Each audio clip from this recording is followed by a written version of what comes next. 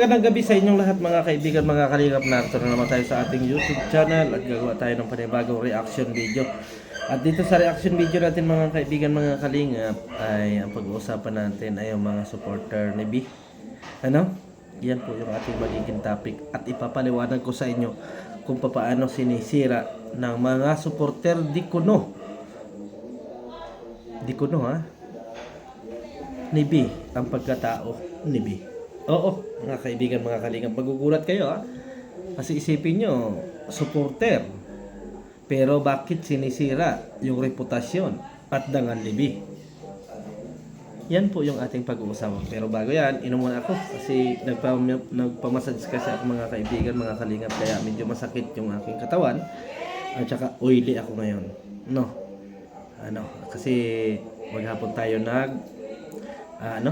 nag-swimming kasama sina Kuya Bal, mga kaibigan. Pero bago natin ipagpatuloy mga kaibigan, mga kalingap, yung ating reaction video at kung paano ko ipapaliwanag sa inyo kung paano sinisira ng mga legit kuno na supporter ni B ang kanyang pagkatao. Shout out muna kay Kuya Bal Santos Matubang, Kalingap Rob and Atidna, at kay Ate B Considerate, Ma'am Misty Kayons, and Sugar King Channel, at G sa Bicolana, mega love shout out sa inyo. At kay Miss Gingging Vlog 1991, sana po suportahan ninyo ang kanyang YouTube channel. Inom muna tayong tubig, talagang mainit mga kaibigan.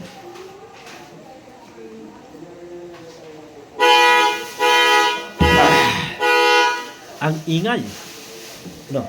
So ito na nga mga kaibigan, mga kalingap, kasi nga ang sinasabi kasi ng ilan at saka ng mga tagapagtanggol nila at ng mga defender nila na kami o ang kalingap, mga kaibigan, mga kalingap, ang sumisira sa dangal ni B. At doon nga sa mga sinasabi nila, may papakita ako sa inyo kung paano sinisira ng mga legit na supporter di umano ni B ang pagkatao ni B. Kasi nga puro comment sila, manyak, ganyan ang sinasabi. Lahat ay batikos kay Papa Eggs, mga kaibigan. Grabe yung kanilang mga pambabatikos at kung ano-ano. Dito nagulantang ako kasi sinasabi dito mga kaibigan, mga kalingap, may higit pa sa ginawa. Kaya nyo bang patunayan ang mga bagay na yan? Kasi doon sa salitang manyak na sinasabi ninyo ay napakahirap ng patunayan nun. Ay ito pa sa mga sinasabi ninyo na mas higit pa doon sa nangyari na manyak. Mas matindi ito. Ituloy natin mga kaibigan, mga kalingap. Kasi dito sa mga sinasabi ninyo mga kaibigan, mga kalingap, na pinaparatang ninyo dito sa party namin, nahihirapan na kayo na ipaliwanag kung paano nangyari. Nahihirapan na kayo dyan.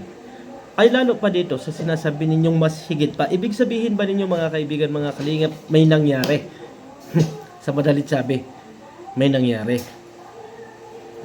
Dyan sa mga nyong ipinupos na yan, hindi ninyo sinisira ay yung pagkatao nung lalaki. Ang sinisira ninyo ay pagkatao nung babae. Kasi babae yan Diyan sa mga post ninyo yan na akala ninyo ay nakakatulong kayo kay B, mas lalo ninyong pinalalala at mas lalo ninyong pinaalab yung mga iniisip ng iba at mga tinitingnan ng iba. Kasi diyan sa post ni Roderick, ang sinasabi niyan, may higit pa. Kaya mo bang patunayan, Roderick, yung mga sinasabi mong yan? Kaya mo bang patunayan yan na may higit pa? Bakit? Nakapagkwento ba sa'yo? May nakapagsabi ba sa'yo? Ibig sabihin mga kaibigan, mga kalingap, kung hindi ninyo papapatunayan yan, yung inyong mga sinasabi, sinisira ninyo ang pagkatao ni B. Is totoo po yun mga kaibigan, mga kalingap. Sinisira nyo kung wala kayong patunay, kung wala kayong pruweba at wala kayong resibo na sinasabi dyan. Ibig sabihin, mga kaibigan, mga kalingap, inululubog ninyo sa kahihiyan si B. Oo, hindi ninyo talaga sinusuportahan. Bagkus inilalaglag ninyo yung tao. Kasi sa mga salita ninyong yan eh. Oh, sa mga salita ninyong yan. Diyan natin makikita kung talagang legit kayo. At ang tanong, may katotohanan ba yung inyong sinasabi? May resibo ba yung sinasabi ninyong minanyak at mas higit pa doon sa minanyak? Oy, alalahanin ninyo. Ang inag-uusapan na dito ay dangal. Ang inag-uusapan na dito ay yung dignity. Napilit ninyong sinisira at inyong pinaninindigan. Ibig sabihin ba ninyo, may nangyari? May nangyari. Hindi naman nyo masasabi na, ano yan? Na-rape. Kasi kung rape yan, hindi na yan sumama. Hindi naman ninyo masasabi, mga kaibigan, mga kalingap, na pinilit. Kasi tumagal ng more than 1 year o 2 years. Kung sinasabi ninyo na minor de edad pa, abay bakit tumagal ng ganon? Sure kayo, Roderick, na may mas higit pa doon. At inasabi ninyo, NBI at DSW is waiting for me or waiting doon sa tao. Sure kayo? Or sinisira ninyo yung dignity ng tao? Tuloy-tuloy kasi yung ginagawa ninyong post eh. Paano nyo mapapatunayan na totoo yung sinasabi ninyo, mga kaibigan? Paano nyo masasabi na mas higit pa doon sa sinasabi ninyong manyak? Kaya nyong patunayan yan? Kaya nyo? Nandito ba kayo at kasama ba kayo sa araw-araw? Yan bang mga salita ninyong yan ay galing doon sa babae? Or haka-haka nyo lang? Kasi ang sinasabi ninyo dyan is legit kayo na sumusuporta doon sa babae. Pero sa tingin ko, sinisira nyo ang dignity. Kasi talaga yan eh. Kung mas higit pa doon sa sinasabi ninyong manyak, ano pa ang higit, mga kaibigan, mga kalingap? At ang tanong, kaya ninyong patunayan yan sa inyong mga posts, yung mga ganyang bagay? Kaya ba ninyo? Kausap ba ninyo talaga yung tao? Or haka-haka nyo lang yan para tuluyang masira si Boy? Pero ang tanong ko sa inyo, mga kaibigan, mga kalingap, sino ang nasisira dito? Si Boy o si girl? Kasi nag-aaral pa yung bata.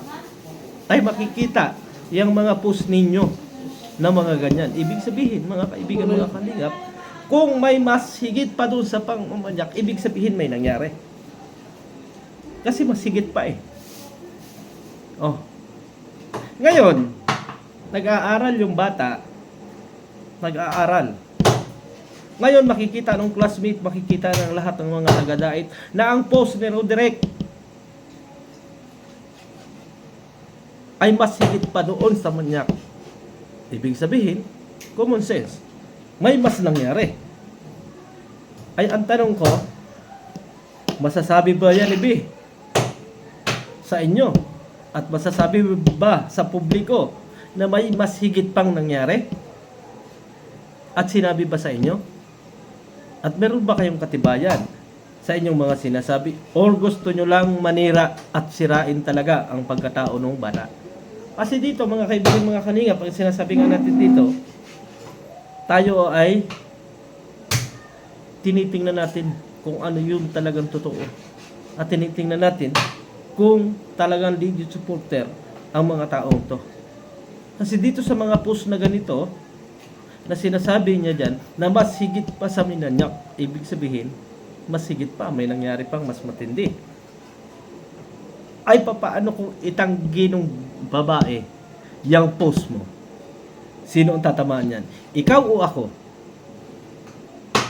Ikaw, medyo may edad-edad ka na. Medyo mag-isip-isip ka sa mga ipinopost mo. Kasi hindi maganda yung post mo para sa akin. At kung ako ang magulang nung bata na yan, ikaw ang unang kukumprontahin ko kahit ikaw ay sinasabi mo na legit ka na sumusuporta doon sa bata. Aba, kung yung nanay nga, mga kaibigan, mga kalingap, ay nagsabi na hindi nangyari yung iniisip nyo. Oh. At mismong ako ay makakapagpatunay at pwede ako maging testigo na sinasabi sa akin ng babae na walang ganon. Ay kayo meron? Kaya niyong panindigan yan? At kung halimbawa magkakaroon talaga ng sabi na ninyo na NBI, DSWD, titindig ako kasi mismong narinig ko doon sa may katawan na walang nangyaring ganon. Walang nangyaring ganon. Ikaw ba, Roderick Napoles, ay may katibayan at may pruweba na may higit pa doon? Ako meron. Kasi sinabi mismo sa akin at nakausap ko na walang higit pa doon. Walang higit pa doon.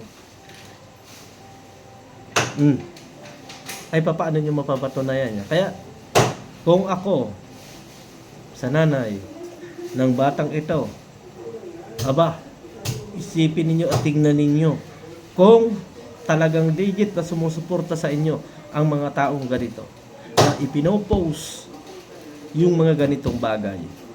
Kasiraan ito.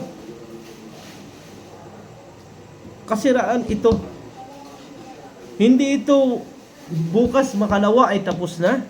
Panghabang buhay ito na dadalhin nung bata. Kasi sabi niyo mas higit pa doon sa Minanyak. Ibig sabihin, may nangyari. Ibig sabihin, sinusuportahan ninyo, pero ibinabagsak nyo. Diba? Ibinabagsak nyo. Totoo yun, may ibinabagsak kayo. Kaya mo bang patunayan yan? Sige, i-post mo dyan sa iyong account at ipaliwanag mo, mag-video ka kung paano mo mapapatunayan na mas higit pa doon ang nangyari. At kinakailangan may resibo ka. Kasi dito nakikita ko na patuloy ninyong niyuyurakan ang dangal nung sinasabi ninyong sinusuportahan ninyo. Hindi ako naniniwala na ito ay sinusuportahan nyo, bagkus inilalaglag nyo. At doon ako naiinis na feeling ninyo ay ipinagtatanggol ninyo, pero sa mga post ninyo at sa gagawa ninyo, masyado nyong ibinabaon ang pagkatao ng tao. Yun yung kinakainis ko Hindi baling ipagtanggol ninyo doon sa mga bagay-bagay na sinasabi ninyo, pero inilalaglag ninyo yung dangal ng tao. Masyadong laglag. Bago asisihin ninyo yung mga taong nagre-reaksyon. Katulad din na Birana na hindi natin naririnig-rinig yun, nasa reaksyon ng mga tao ay naririnig-rinig na natin dahil sa mga post ninyo. Dahil sa mga sinasabi ninyo. Ang tanong dyan, sino ang talagang sumisira sa pagkatao nung bata? Kami ba o kayo na sumusuporta? Pwede ninyo sagutin